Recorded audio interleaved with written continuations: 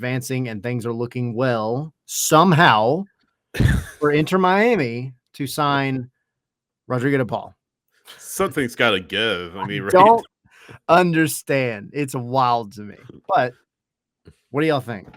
Something's got to give. I mean, it's just, yeah, he's a terrific player, but who does he step in for?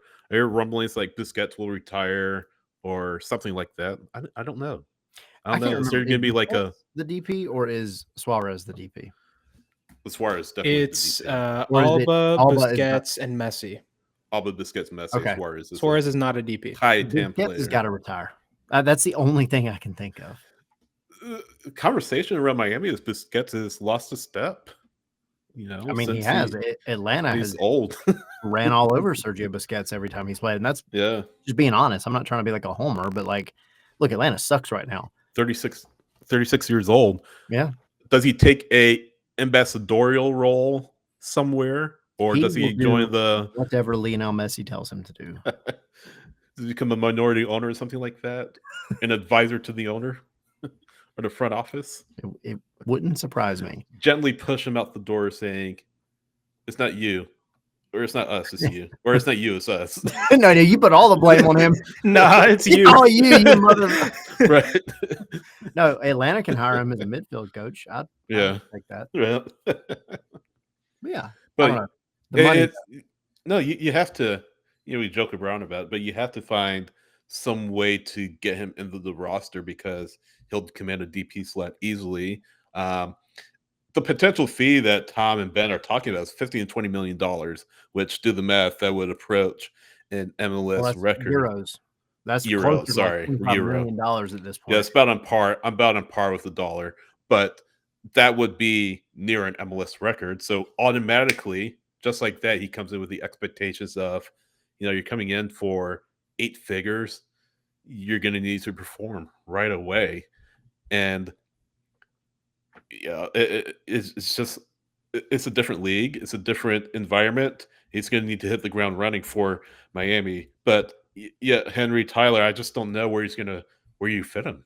I don't know what roster mechanics you do, hint, or wink, nudge, nudge to get him into the roster outside of a DP, maybe Busquets retiring or leaving the club or something like that. So I don't know. It's interesting.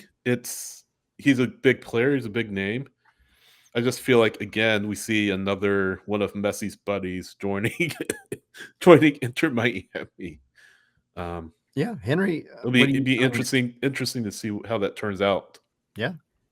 I mean, it's hard for me to think that Miami would be pushing as hard as it is for this if it didn't have confidence that it would be able to fit him into the roster. I don't know how that's going to happen. The big theory is, as you said, Busquets retiring or somehow coming off that DP slot. Because if not, Busquets is essentially relegated to the bench, right? Yeah. Yeah. Because you buy somebody down? He's lost a step anyways. So honestly, swapping him for De Paul, I think, is an upgrade right now. That's what I'm saying. I mean, like, he's not going to get time if De Paul shows up because De Paul's. Does Miami have a buyout? You buy out Sergio Busquets?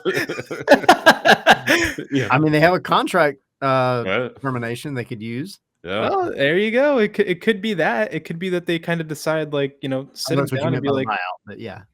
I mean, it could be that they just sit down with him, and if he wants to retire, then maybe that's the easiest way to do it. If he doesn't want to retire, maybe talk to him and be like, hey, we're kind of going on 2 separate paths here. We have this plan, and you're not really in those plans. And yeah, it's a mutual termination.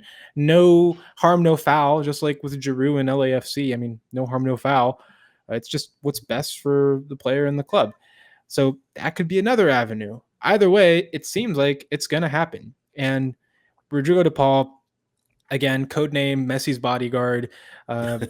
He good friends in Argentina, World Cup winners together.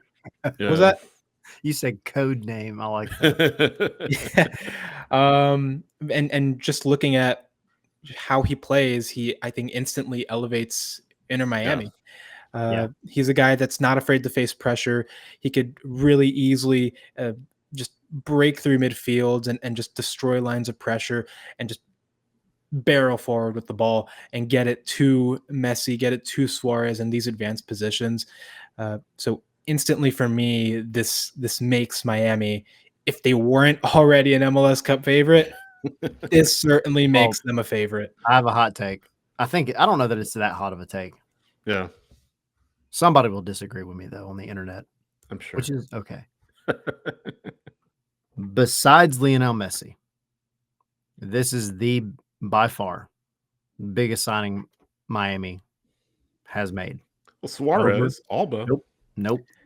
I'll agree with Tyler. I think Paul completely changes this team. I'll agree with Tyler. I see what you're saying. It's just as far as, yeah, I see what on the internet disagreeing with me. I can't believe this. I am that person.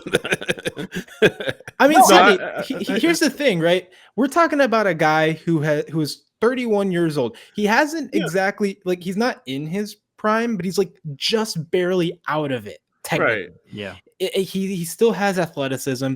He's still a locked-in starter for the Argentina national team. I'm not doubting his credentials at all. I'm just and he's a world-class midfielder. Still relatively close to his the peak of his powers. Relatively close. And so for me, I mean, Suarez, absolutely world-class striker in his time. Jordi Alba and Busquets, certainly part of what was Barca's best era back a decade ago, right? But we're talking about a guy who isn't from the past. This guy is the present right now. And so, that is why I agree with Tyler, because he's not retiring yet. He's not going to retire in a year or two. This guy still has 4, maybe 5 good years of soccer left. Yeah, I see where you're coming from. Now that you put it like that, I can definitely ride with that. I am interested to see if this gets across the finish line. I mean, sounds like it is very close. Again, I don't know how it's going to happen, but I agree. This has a chance to put Miami over the top. Of course, you never want to, say anything's guaranteed at this point. I mean, just ask Miami fans last year, ask Atlanta fans last year, but I mean, it'll be very, yeah, exactly. It'll be very, very tough to beat Miami. The ball in the fold for the Herons. So I'll say this real quick. This is my final little take on it before we jump to another big one this weekend, which is Nashville and Columbus. This signing, or what could be a signing, I totally lost my train of thought. I'm just gonna straight up signing is awesome. Inevitable. It's a good signing. My God, that was awful. He was, great signing. He's cool. Oh, that's what it was. Argentina. Yeah. The new training ground in Miami.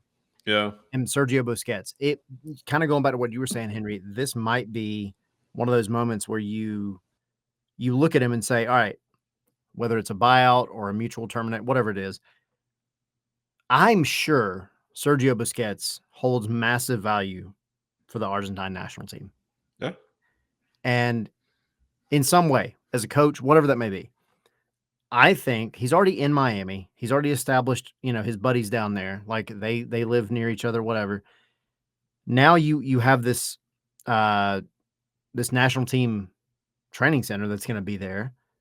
It might be a little bit easier to say, hey, this is what our plan is, but you're here. And kind of from an Atlanta perspective, right? Look at what happened with Quentin Westberg last year. He was out for a concussion for a long time.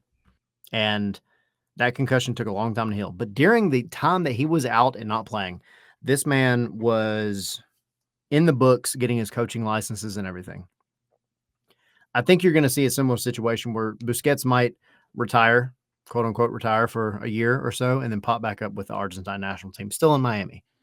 Yeah, I think give them some scouting for the Spanish team if those two meet in the World Cup in 2026. Yeah, but what I'm saying is, like, and again, I get that he's not half joking, but you're not wrong though. Like, I think you bring in a guy like that no matter what your nationality is. But you bring in a guy like Yeah. that and say, all right, we're going to lock you down.